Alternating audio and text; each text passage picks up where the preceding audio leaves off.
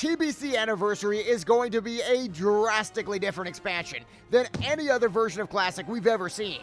Heroic dungeons, they're getting huge changes. Classes are going to play completely differently, and dual spec is about to break the meta in half. But there is one massive elephant in the room: post-nerf raids. The big question is this: is TBC Anniversary ruined before it even goes live? Is it just going to be a loot pinata simulator? I spent the entire weekend on the PTR finding out, and the answer, it's complicated.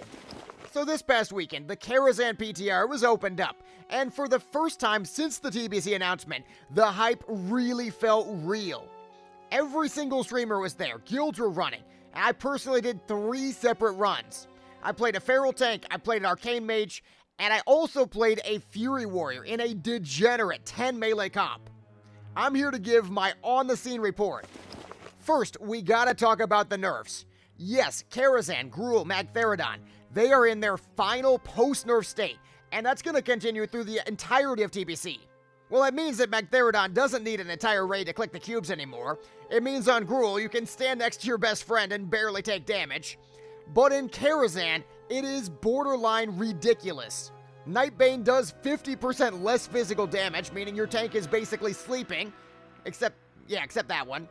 Netherspite has no damage R anymore, so we basically completely ignored the mechanics. I sat in the blue beam for the entire fight. We one-phase Netherspite, did 5,000 damage on my Fury Warrior. It was disgusting. See, these weren't boss fights. They were target dummies. Here's the twist though, because while the bosses are loot pinatas, the trash is a nightmare. Picture this: we pull Morose, it's easy, it's chill, we get kinda bored even, and we pull some trash mid-fight, spice it up a little bit, we're streaming. That was the biggest mistake ever though, because the trash mobs literally wiped us in like 2 seconds. That's right, Blizzard's vision of TBC right now is trash mobs that are 3 times scarier than the actual bosses, dropping all the epic loot. Here's the facts: you're going to wipe on the horses before midnight, and then you're gonna tank and spank midnight without even realizing it's a boss. Yeah, sorry, the mount was hard res, by the way. You will demolish Opera in 30 seconds and take 0 damage, only for your completely bis tank to get one-shot by a random trash mob before Nightbane. Prince Malakazar, well, he might still hit like a truck, but he's barely a wet noodle compared to the demon standing outside his door. Believe it or not, the trash is the real boss in these raids now. Beyond the difficulty though, the meta has just completely shifted. Because the bosses are so weak, 1 healing is going to be the new standard. Sure, you need to heal the trash, but there is 0 reason to have a second healer on any of the fights other than Prince and Nightbane. That means Resto Shamans are god tier. They can easily swap to Elemental for any bosses they want to, especially because they get free hit rating from their talents. Meanwhile, Resto Druids can easily go Boomkin, or Dream State for that matter, and just pump tons of damage. This idea though, it also applies to tanks. Your Prot Paladin's holding the boss, well, your Feral Tank is easily swapping to Cat and doing top tier DPS. Or the Prot Warriors, they're gonna need Fury sets because half the time you're not even tanking. If you're not using dual spec to maximize your damage, you're just playing TBC Anniversary wrong. Now, takeaway number 2 is that the hierarchy really has shifted. You might think the mages, the hunters, they're absolute kings of TBC, but really, because the trash is the hardest part of the raid, warlocks are the new gods. I played a full Biz Arcane Mage with sappers, with everything you could possibly do to maximize my trash damage. I was sweating my brains out, and I was also routinely doing 1/3 of the damage of the Warlock in Dungeon Blues, just pressing a Seed of Corruption. If you want a smooth run, you gotta stack Warlocks.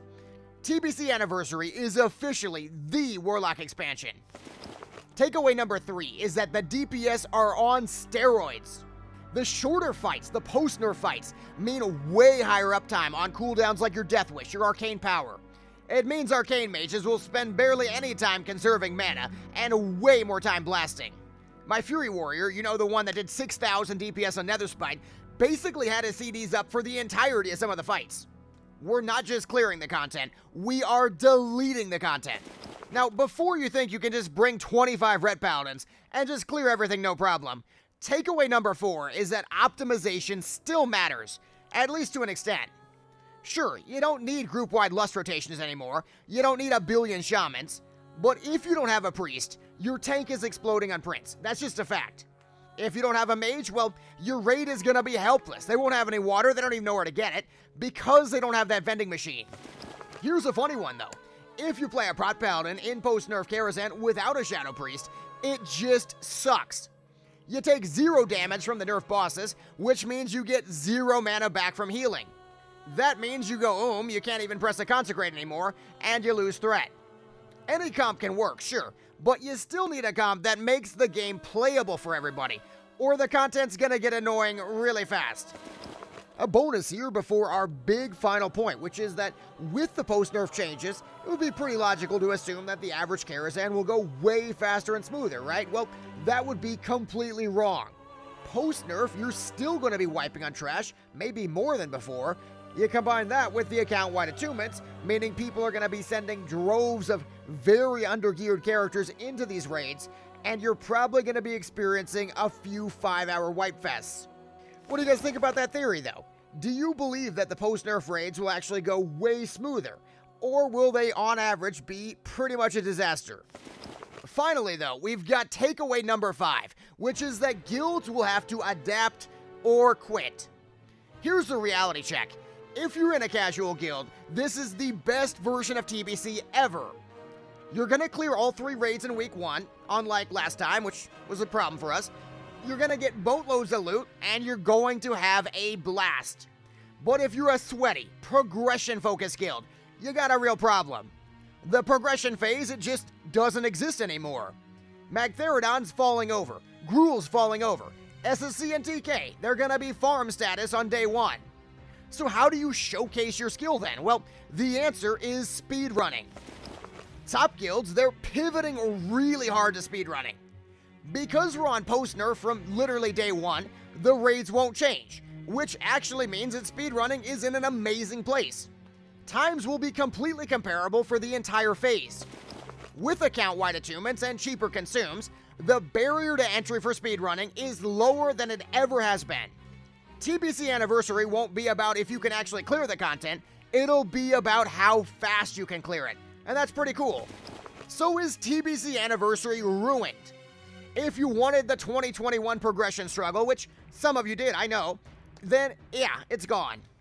But if you want TBC 2.0, with roided out DPS destroying the meters, massive flexibility with dual spec, and a revitalized competitive speedrunning scene, well, this might be the most fun version of TBC we've ever had.